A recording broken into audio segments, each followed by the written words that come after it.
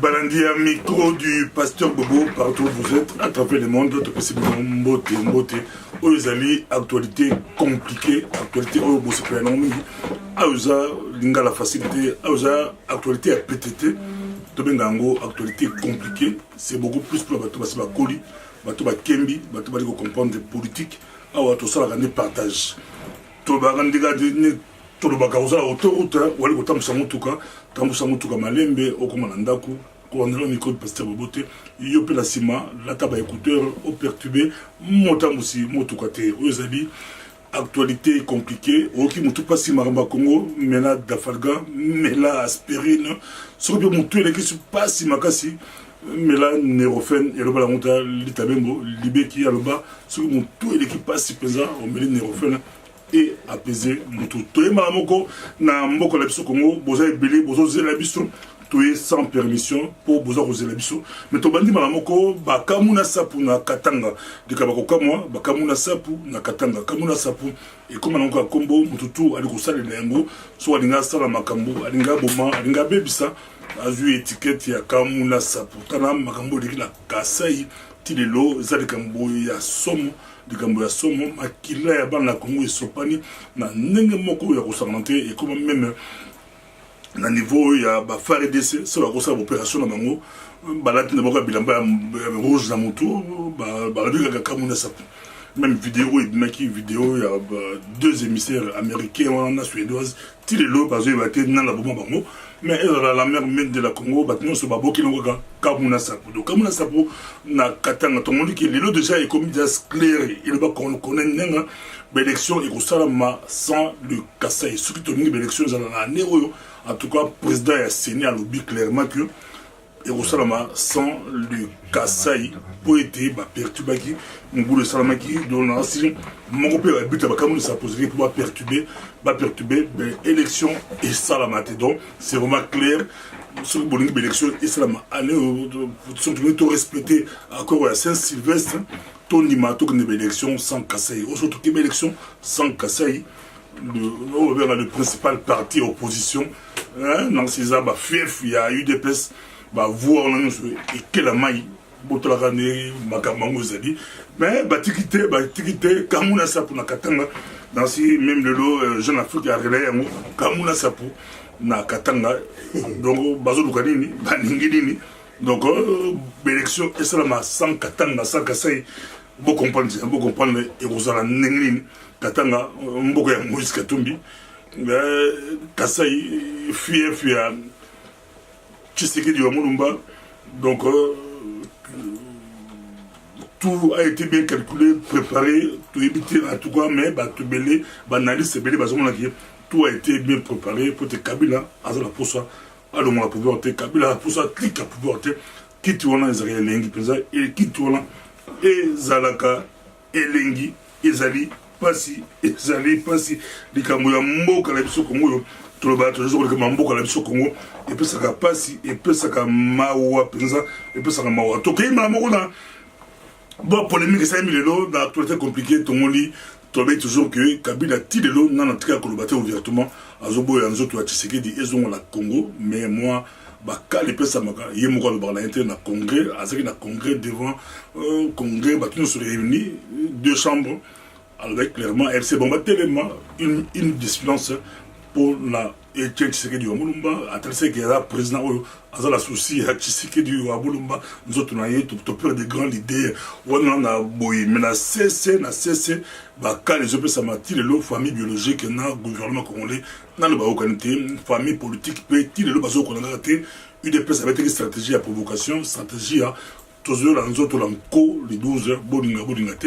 on peut qu'on bakali bandi babi never beaucoup qu'on n'a jamais sans besoin de photo coordonnées un mot sauter mon boulot le bruit mec ma petit ordre de la compagnie aérienne à mon côté comme dans autres à Tshisekedi et que dans la Congo mais après vérification les autres manettes il faut monsieur avec il faut les avis vraiment tout est bien attribué na Félix Tshisekedi n'a pas attribué pour aller bosso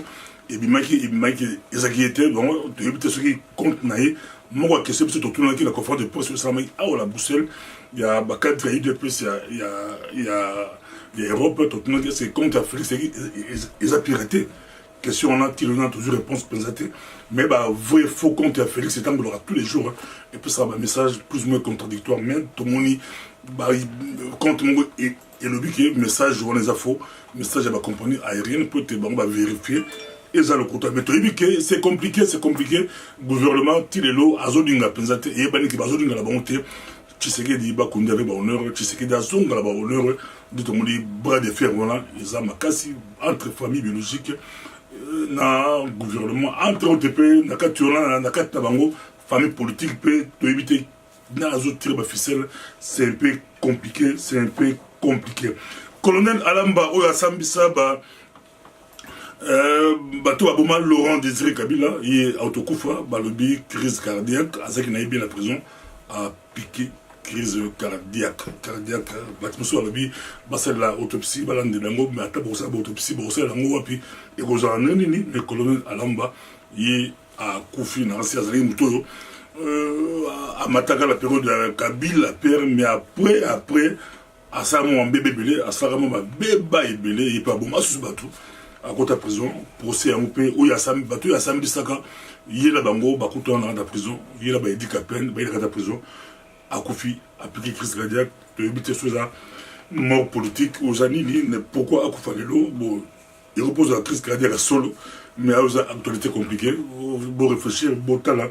colonel Alamba accueilli, à trois, dans ma famille, dans ma déconaïe, biso, on peut savoir, bah, condoléances, dans le baka, déconaïe, je pense beaucoup plus dans déconaïe, moko, à Zarapé la poto, tout petit, bah, condoléances,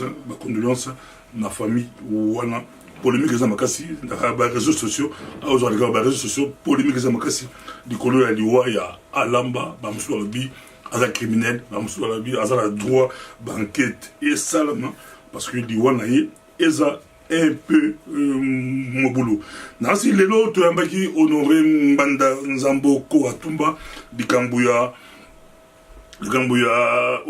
occupation combat occupation c'est un peu débat na niveau de la diaspora congolaise de Tolbaki tu as un politique belé même la Genval tout na bango question là tout na bango pourquoi na Genval bozala ki entre bili ba congolais Rwanda zala ki te étranger ba la ki te il a entre bili ba leader congolais pourquoi bochaki occupation la messate en tout cas ba leader congolais la majorité la bango na ba couloir sur la ba couloir baloba ki Congo za occupé mais officiellement bango ba boyo à terme occupation pe ba banga la bango est-ce bazobanga na ba okango la kin bazobanga nini bango baloba beaucoup plus Congo za infiltré beaucoup de choses infiltré mais beaucoup de choses occupation territoire to yambaki oyo ba benga ki père ya résistance honoré Manda dans ce bolanda ki boki penza bolandi amérique expliquer na détail les cambo ba bengi occupation en ce qui but émission avec tous fait tout les cas maintenant de couleur il y a occupation pour tout le monde leader rebelle du cambo il y a occupation tant que les congolais to comprendre les termes on la bête ça sera toujours très compliqué pour la classe politique congolaise ba on connaît ba dialogue ata 1000 bazaka dribbler so ba dribbler bango bazo comprendre pour ba dribbler bango mais c'est une classe politique non so ba au kana sur terme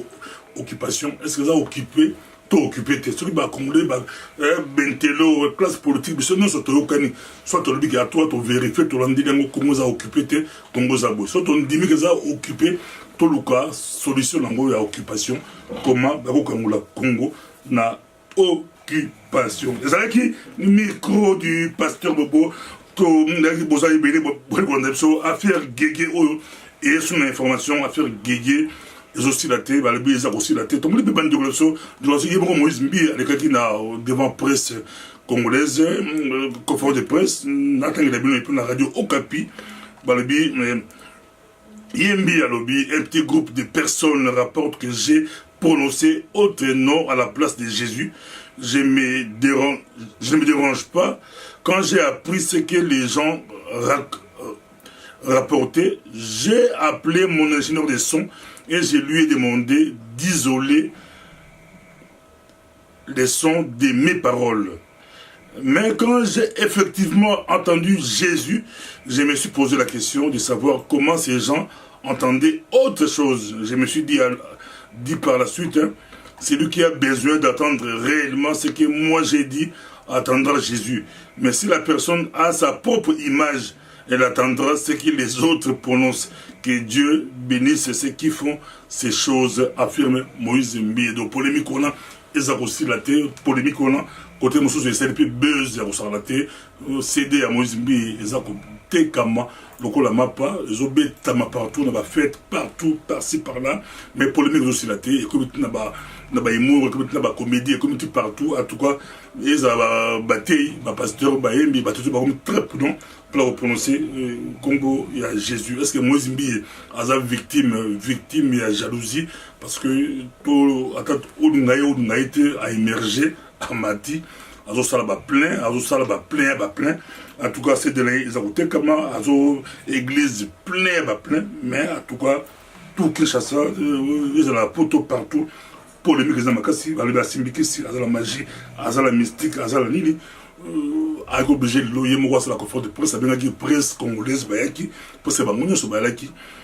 pour répondre à la question batunaki to cheka mo estrona ya Moïse Mbi biso pe la micro de passer auto yambaki ex-catcheur américain magicien yé pour na yé Moïse Mbi azara mutakisi Moïse Mbi asi bakisi pour yé pas azaki magicien yé pas simba bakisi mais awa to pesi beaucoup plus version ya yé moko Moïse Mbi eza actualité très compliqué pour l'embourg de Congo, Tilelo, gouvernement, Tibala et Zobimate, peut-être que Malobi, comme après-demain, et comme Malobi, tu éviter, et à mon nez, au Kende, et comme Bakongo de l'élection, ils ont une question. Bruno Tibala, tu rappelé, Azalaki, artisan, il y a un Genval, il y a des, tu sais qu'il y a ça qui pifo, après ça qui est impérium, après ça qui est pouvoir dans Genval, il y a des, avec coordonné, avec qui coordonné, groupe tout la Genval, il y a Hollandais, monsieur Abi Kabila Azue, il y a seul bagage héritier politique, il y a Etienne Tshisekedi de Moulumba, il y a un gouvernement, le gouvernement est une surprise à Osanate pour être baratisé l'argent, Congoli, Zui, Bateau, il y a gouvernement Bruno Tibala, Oyo Ekobima, Semene, Oyo peut-être te éviter. Bon, tu vas raconter, mais il y a Kabila dépasse le pouvoir dans le Congo, aller là-bas, suspense, des Cambaroussa pour 2 jours, il y a ça 2 mois après. Azane précédé, Azane à l'aise, afin de naïr, peut-être soulèvement populaire, soulèvement populaire, il y a rondé, et Kokata Makambo Tomoni, un rassemblement, soulèvement populaire, il y a résistant, soulèvement populaire. Nous sommes dit interview à André Manabrozo, précision sur les 2 soulèvements populaires, des forces, soulèvement populaire, il y a vrai Zawapi, il y a faux Zawapi, il y a Ngwanzo Zawapi. Et micro du pasteur Bobo, de Tomoni, prochainement. Merci.